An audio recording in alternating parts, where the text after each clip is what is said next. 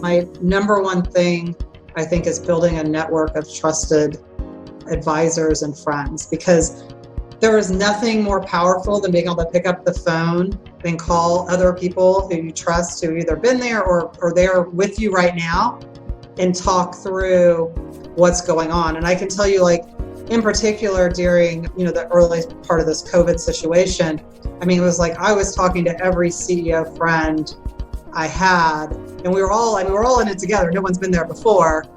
But we each, when you start piecing together the fabric of what each of us were experiencing, what our thoughts were, and you started to see it kind of become cohesive, you knew you were on the right path. In particular, people you really admire and people that just have your back, right? And so I think the thing is that you don't have those relationships if you don't spend a lot of years building them.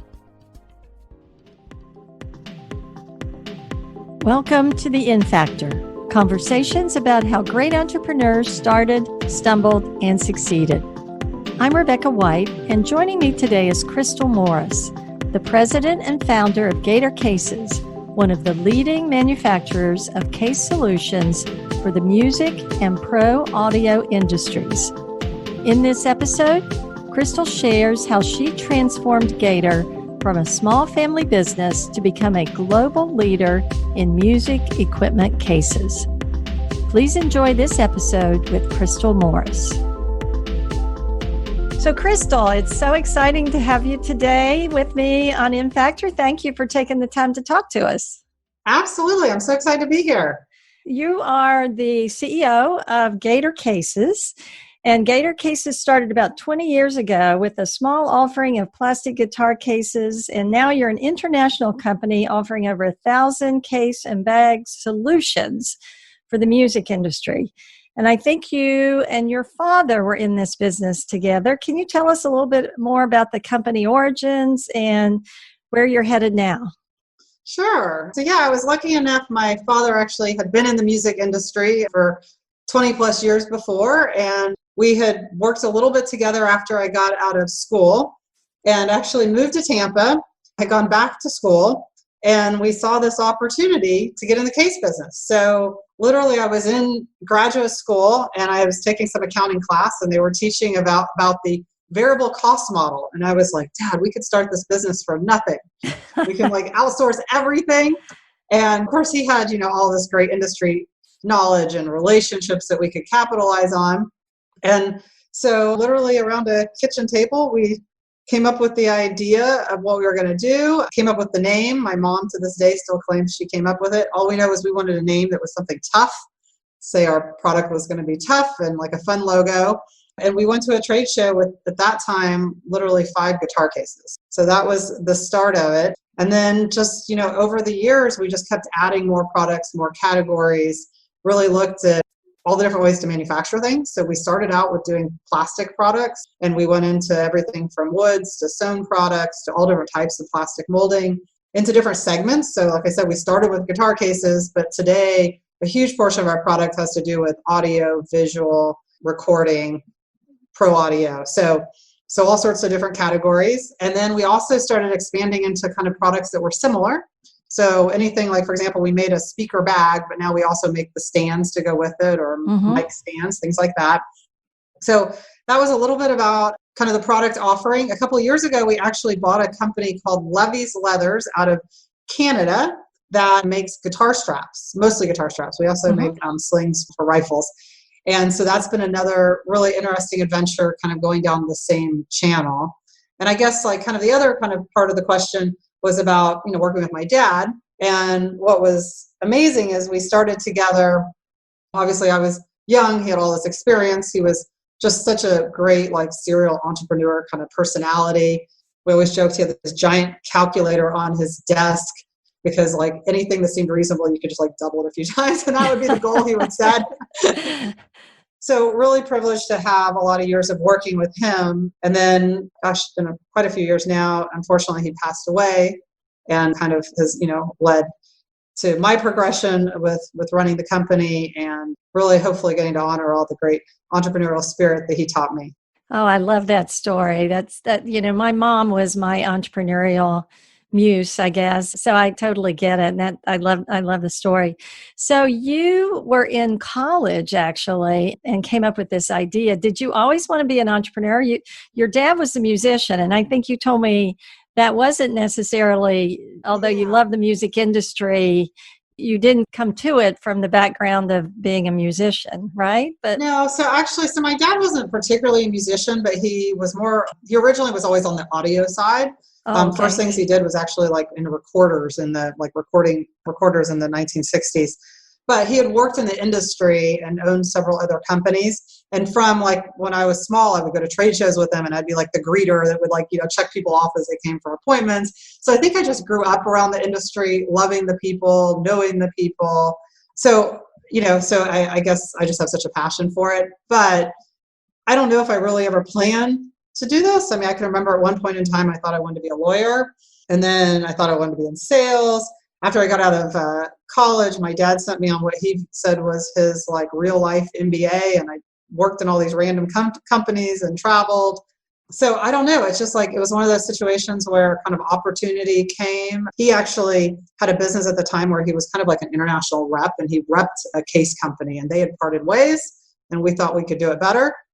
So that was really the initial start of it. A lot of our listeners are students who are thinking about their own entrepreneurial journeys and where they want to go.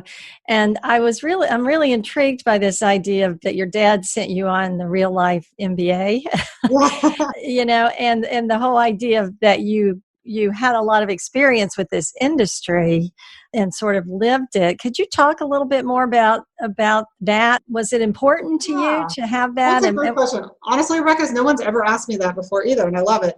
So, I mean, I think like the fact that I got to, and I think so many people that, probably listen to this and are students probably have a family business that they witnessed growing up, right? Mhm. And I think some people like leave work at work, some parents do, and some really bring it home. And I guess I just always was witnessed my dad having this like incredible work ethic. And then he exposed me to it. I'd go to his office, as I got a little older, I'd go to these trade shows and he'd put me to work. And I think that exposure kind of just set this idea that I maybe felt comfortable in the industry. Like I Mhm. knew kind of how it worked, who the people were, who the players were. So I do think that actually, like if you're thinking about wanting to be an entrepreneur, like kind of going back to some roots, it could be, doing something completely different, but having that kind of base knowledge, if you grow up around something, I could see is really a huge advantage. And I guess if Um, you don't have the advantage of that family business, you can still do an internship or try to shadow an entrepreneur and get some exposure that way. yeah. And I would think most people have some exposure like that. It maybe isn't a parent, but it could have been a relative or Mm-hmm. someone they admire they lived in here. Or, I think a lot of people maybe would be surprised how there is an industry or two that they know they've learned a lot about just through growing up. And maybe it's around a hobby too. Maybe you're tennis players, Yeah. everything about what's in the tennis market. So I do think that kind of base knowledge gives confidence. And then yeah, my dad had this like idea. And so I did all these crazy things. Some of them I probably took a little more seriously. Some maybe I had a little fun along the way. Right. Well, But that's important too. but yeah, no, I did like I was an intern in a company in Argentina and a distributor because he kind of wanted me to see each part of the business. So it was like I worked in a distributor, I worked in a freight forwarder, my degree was marketing. So in a marketing department, he had this idea I was going to learn Spanish. I went to Costa Rica for an immersion plan. That one, I think maybe I didn't take it seriously. And I had a little too much fun in Costa Rica, but because my Spanish skills are still not very good. But I think getting those experiences, like, trying to kind of see each of the pieces of the puzzle helped me understand a little bit of each of the parts of the industry. Yeah. Yeah. And then later, like working with them, I've kind of been on the other side, right? So I understand a little bit about what those businesses do and kind of the inner workings of them. Yeah. Well, what a blessing that your dad had the foresight to do that. That's great. I think it's a great way to look at things. And I'm sure you use that a lot as you go through, your day-to-day work. A lot of our listeners some of them are already running companies. many of them want to start a company, and funding is one of the things that they worry about the most. Mhm. So would you talk a little bit about funding? Have you had to raise money? Have you been able to do this by generating revenue and then putting it back into the company? Could you talk a little about it and maybe your philosophy about it? Yeah, absolutely. So, I mean, it's interesting because in working a little bit with you guys, I hear that all the time. It's like getting the funding is so important. And as I mentioned earlier, I was in this accounting class and had studied this variable cost model. And we literally started Gator with $12,500. And we basically figured out how to do everything else on a variable model to sales. So initially we weren't making money and we were pouring everything back into it, like every penny we made went back into the company. And we were leveraging being able to get relationships with, like, for example, we didn't open a warehouse. We used a 3PL. We just kind of outsourced everything initially. And, at some point in time, as the business grows, there's a point where those, it becomes a better option to go to a fixed cost. Mm-hmm. Mm-hmm. Even though, you're locked in and it's not as variable, it does start to pay off. But I mean, we've grown the company to, well, at least pre-COVID, about $60 million without ever taking any debt and always using earnings. The only debt that we've ever taken was when I purchased the company I mentioned earlier, Levy's Leather. Mm-hmm. So all along, I mean, obviously, I think having a line of credit's hyper important, and, that lets you, keep your cash flow running. But I've just always taken a hyper conservative view to it. And it's like my baby, so I don't have a problem putting everything back into it. Right. So in the early stages, you basically, you basically were able to keep it lean and outsource and minimize ownership until you could figure out that you needed more control over a resource. And then you could, hopefully by that time you had the money to invest in it.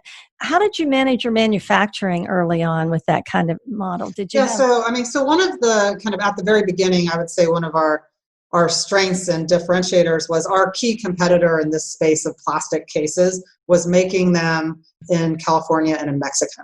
And so we took it offshore, and we're like, at that point in time, I'd say our product was 90% of their quality and 50% of their price. Mm-hmm. So that's not who we are today, but at that point in time when we started the company, that was kind of our target, was kind of to be the first person to take this product category offshore. So with that, I mean, we got a manufacturing partner in Asia, and luckily enough, he, we'd never worked with him, but he knew my dad, knew his history. And with that, I think was, maybe that helped get credit with him, but right off the bat, we kind of partnered in the fact that he just dove into starting the manufacturing for us. But, we didn't invest in manufacturing. It was with a partner there. So it sounds like strategic partnerships have been really important. I think if you can sell people on your vision, you'd be surprised how many people want to partner with someone that's, fast, has a vision and has a growth plan and a new business. Yeah, especially if you can create a way for them to reach their goals while you're reaching yours, it can become a real win-win situation. So, you mentioned COVID just a few minutes ago. We are, 4 months or so, half a year into this crazy experience, 2020. And I was talking to you a little bit before we started about the impact. You've got a really exceptional product, and I want to talk more about that here in a few minutes. But I'm very curious about how COVID has impacted your company. I'm on the board of a leisure boating company, and we've done phenomenally well because people are boating. And I know you can't buy a bicycle now. And I think you said people are buying guitars and keyboards. So we've kind of, we've puzzles. I read the other day that jigsaw puzzles, have increased by like 100 or 370% or some crazy number. So has the same thing happened for your business? Can you talk about, has this been a challenging time? Have you had opportunities come up? Yeah. So, I mean, obviously for us, it's been challenging because our primary product is designed to move things around and people aren't moving things around. Mm-hmm. So in the music industry, there's been some like hot pockets similar to bicycles. It seems like every person who ever dreamed of playing guitar or once played it has bought a guitar. So, I mean, the guitar market is on fire. We actually do have a whole portion of our business that we call our OEM division, where manufacturers hire us to design and make their cases and bags. And we do have a couple of guitar makers we do that for. And so I'm seeing it on that side. I mean, it's like they can't find enough production to meet demand. Keyboards are another area that's doing really well. So, I mean, there are pockets in the music industry that are doing really well. Oh, and another one is all the home recording, podcasting, streaming. So, mics for your desk, things like that. But since our primary business is in cases, it's, not been great, except for the situations where it kind of rides along with the product.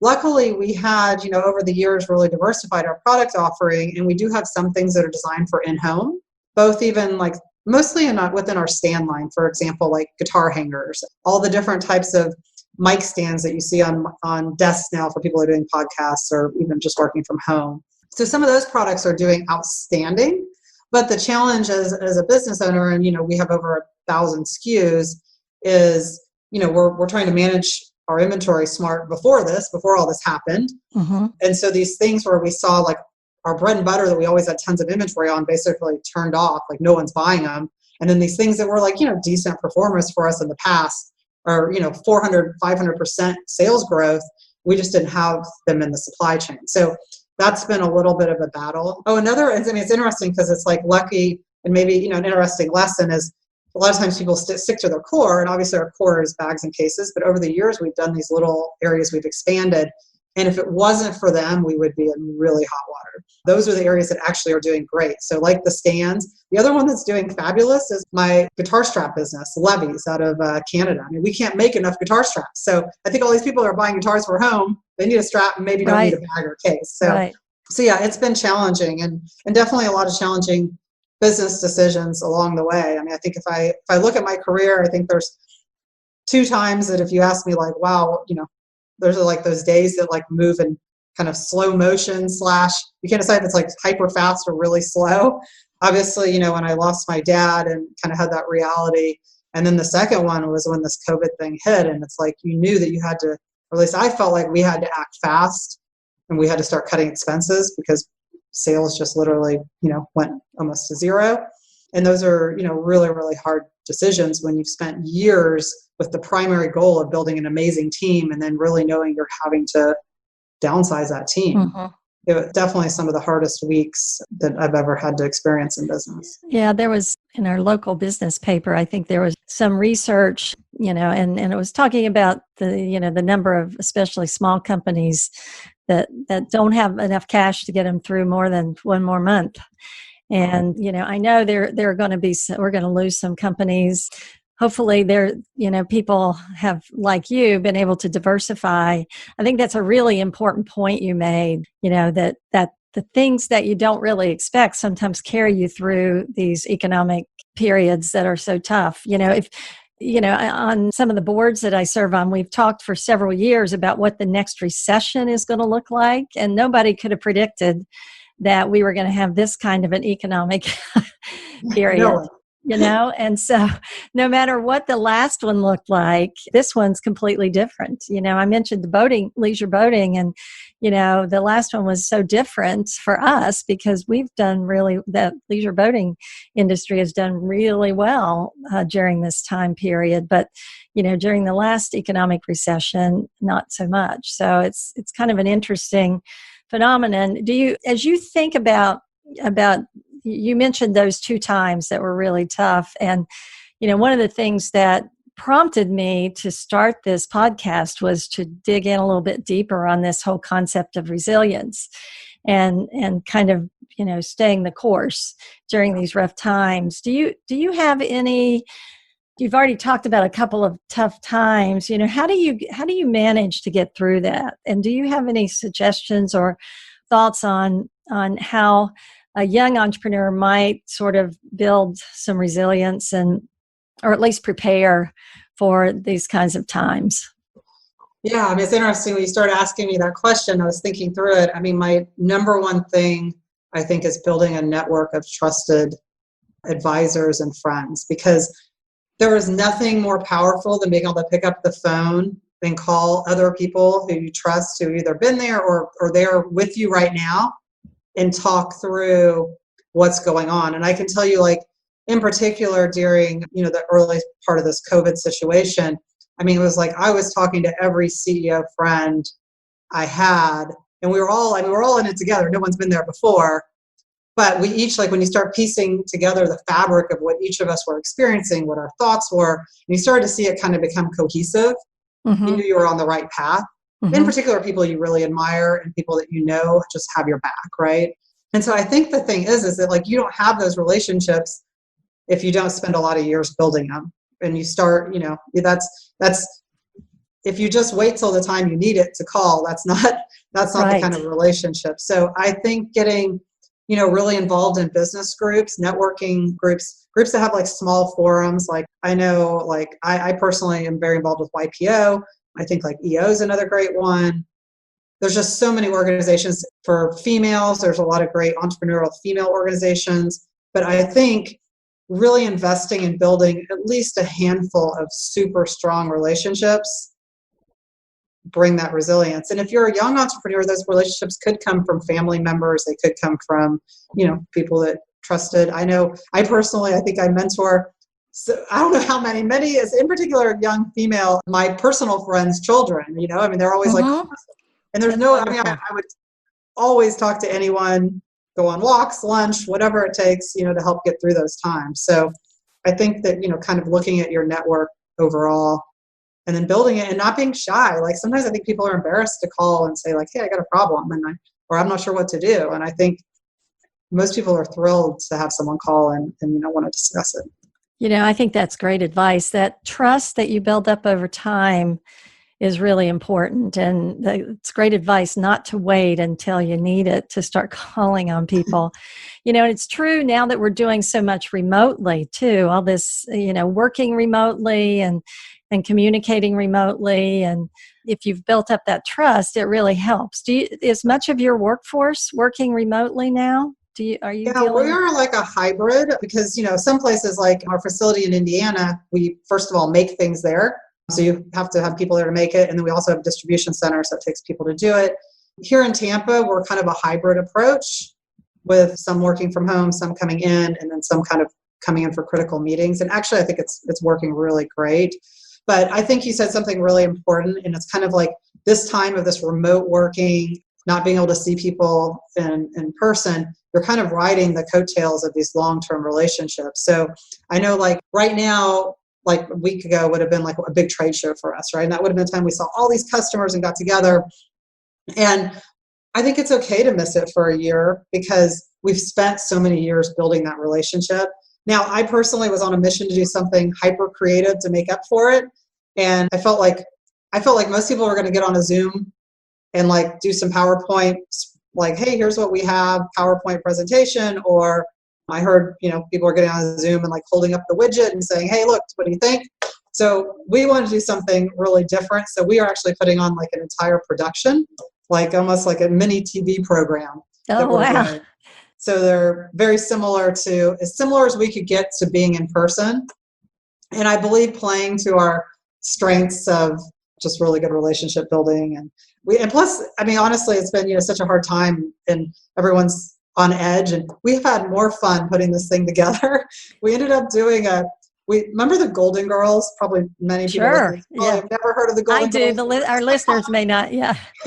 So we ended up we used the Golden Girls jingle and made like a whole little entry jingle, and then it goes to like a live broadcast. So every single customer is going to be getting a live broadcast with us going through product and oh, that's great. That's so creative. So I think like, I mean, this is the thing is like, we can't do the things we would normally do, but there's creative ways to hopefully keep connection with people. Right. We've hosted some happy hours, like where we sent out some margaritas to people and just trying to keep people connected, but there's just nothing like being together. So right. I do think it is like, kind of using the years or the time you've built up now. Yeah, in my field, we do a lot of conferences and like you, because of the years of experiences with these people, you can still call on them, you can still work together. But I do think there's something powerful about being together and having experiences that go beyond work, having dinner or getting together or having some time together. So, but I love I love this. I mean, you could do a whole series now. You might be a Netflix series. But I love the creativity and I love that you add a little fun in because we actually all need a little fun right now. I've listened to some of these songs that people have written, and that they've taken the traditional lyrics and put in the COVID-19 or the coronavirus. And, in an attempt to kind of bring a little levity to it. So I think that's great. Good luck with that. I'll send you the ditty. I'd be interested in seeing that. I love the Golden Girls.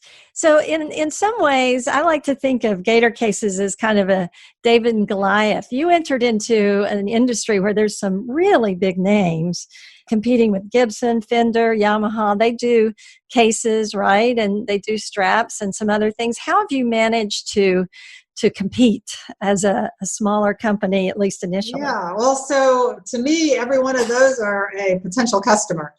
So, perfect. Yes. So, I mean, do they sell inferior competitive products to us? Absolutely. But ideally, I'm going to be making it for them. So when I walk into a music store, I'm hoping that no matter what the brand is on it, if it says Gator or some other brand, we're actually making it. Absolutely. So you're doing white label kinds of things, right? Yeah. So we call that OEM in our vocabulary, I guess. But yeah, basically it's exactly that. It's white label. Now, at what point did you start that down your path? Was that early in the business? It was pretty early on. Once we, I think when we started to have some specialties, we really, when we were able to offer value. And if you think about these manufacturers, I mean, they're really good at making, in that situation where you listed, a lot of guitar makers, I think one or two keyboard makers, that's their primary business. So, the accessory is either part of their build in the final product if it's going to ship with it, or kind of a side business. So I think they're more than happy to leverage our expertise. Mm-hmm. So, I mean, I have an entire team that all they do is design these kind of products. We're passionate about it. And we have the supply chain figured out and, really, really, really hyper focused on ensuring quality. And we have a complete quality team on the ground, in Asia that I don't think is, those kind of things aren't very easy to duplicate, to do it internally. How did you first build those relationships? Did that come from just years in the industry or? Years in the industry. And I mean, some of it is, just that whole, you just keep beating on the door. I mean, there's some of them that took a lot of years. And I have a great guy that does our OEM sales. And I just would be like, we got to get this feather in our hat. We got to get this one. And we would it kind of made a game of it, chasing them down. And just persistence. We just kept knocking. Yeah, that's what you got to do, right? A lot of times you have to wait for their supply chain to fail. So, I mean, if you're right there at the moment that they have, if their products aren't shipping on time and that's making if they're trying to buy guitar cases, and they can't ship their guitars, which is what they really want to sell to the cases, show up and someone's running late and we happen to knock on the door at the right time, that's a great opportunity. So how do you keep in touch with customers? How do you keep your finger on the pulse of the industry and know what's going on? I mean, obviously in today's world, it's a little different. I mean, I would say our team is a great relationship sales team and we're just on the road. We're out there seeing people, obviously, using trade shows too, but really just have always been willing to get on an airplane and show up, and put the work in to be prepared. And I think that makes a difference. Yeah. Getting out there and talking to them. So you are a female and a female-led company in a male-dominated industry. Can you talk to us a little bit about that? You said earlier that you were mentoring a lot of young women, and thank you for doing that. And I know you're a great role model. So could you tell us a little about what it's like? And has that ever been a challenge for you? Has it been something you were able to take advantage of, or a little of both? Yeah, I mean, I think it's a really interesting topic. I mean, I am just so thankful. My dad never told me that there was a difference between a girl and a boy. And I just, I was always a tomboy. If it was, whatever the sport was, I was doing it. And so I think I always had, I was lucky enough to have that mentor role model, just, a dad, I think that male model that never told me there was something different. So I feel extremely fortunate to have that kind of core confidence. But what I have seen is I do think it is very difficult for a lot of women. And in particular, to break through like a certain management level. I broke through it because I wasn't working my way up a company. We started a little company that grew. And I think that I really have seen in the music industry that it is very, very hard, no matter how competent someone is and good to break through. And so I've just been really focused on trying to, how do I help? And luckily, two other really amazing women, I started a group called SWIM that's focused on that. It stands for Smart Women in Music. The amount of people that have come out every event, we have hundreds of people show up at trade shows. So I think it's something that is really getting attention, and not just by women. I think a lot of men leaders were like, hey, I didn't really pay attention to this and I want to. But I do think that it's a challenge. And I have definitely had times where being, I think, a woman has been hard, or I just feel like I'm not taken seriously. And, and I personally never have taken that too much to heart. Like, to me, it becomes a challenge. Like, okay, well, how do I show up? And I just like totally blow their socks off, right? So, I show up prepared. I try to always bring value for, whoever we're meeting with. Like, I think if it's a win-win, and, I personally like to bring visual things like PowerPoints or, something to like really show them visually, samples. And then I think the other thing, like, that I'm not sure it's exactly, I think you got to be like yourself. And I see sometimes a lot of women really struggling to find their place at the table. And so they kind of try to be someone they're not. And I think that, like, just being yourself and being true to your personality, and like, I think then once you kind of let those barriers go, you tend to shine a lot more. So I don't know, I'm extremely transparent, and I have some mixture of being really serious and silly, and I just, that's how I roll, and it seems to work. So yeah, I like that message of authenticity. It's so much easier to be ourselves anyway, But I And think so, sometimes, like, women I see will show up and have to be so serious or so, because they feel like they're working so hard to be there. right. Like, no, just be yourself. But you're really smart and you're really competent. So showcase those things. And I think, and what's important is, I think sometimes, especially for younger women, I feel like one of the things that we can do, those of us that are a little bit more experienced, is give them permission to be themselves. And so you saying that, I think, is really an important part of that. So I appreciate that you did that. And I think you're right. We sometimes get this idea that we have to be something that we're not. So we're tougher or something, Yeah. and I don't know if that's the case. I think we are tough, but we're tough in our own way. We're tough. Yeah. It doesn't have to look like tough from a male perspective, right? Or from anybody else's perspective. So I feel really blessed, Crystal, because you're part of our entrepreneurship advisory board, and you've been so generous with your time, talent, and treasure. And I know that there's more than our group that you work with. You're an advocate, you and your team, I think, are advocates for music and arts education, career development, women's leadership. Can you talk a little bit about some of the things that you do in this space? You mentioned SWIM, and you're on our advisory board. And, why is this important to you? And even maybe more, some of our audience might like to know, how do you find the time to do all that and run your company and be a mom? I know you're a mom as well. So I don't know. Time is a funny thing, right? I guess it seems like the busier you are, the better you figure out how to manage it. Yeah. But it is always a precious commodity, because you have to also make time for yourself. And I don't think you're at your best if you don't make time for yourself, your family, your friends, and obviously your work. And the giving back piece is just, I feel bad. Like, I don't even like to say I'm giving back, because it gives way more to me every single time. Like, I feel like I always get the opportunity to learn, to see things from different perspectives. And hopefully, you have these moments where you see like, wow, we did something and it made a difference. And there's nothing that feels better. So, really supporting the music industry as a whole. And I guess I've just become extremely passionate for the importance of music and arts education, like how it makes the whole person.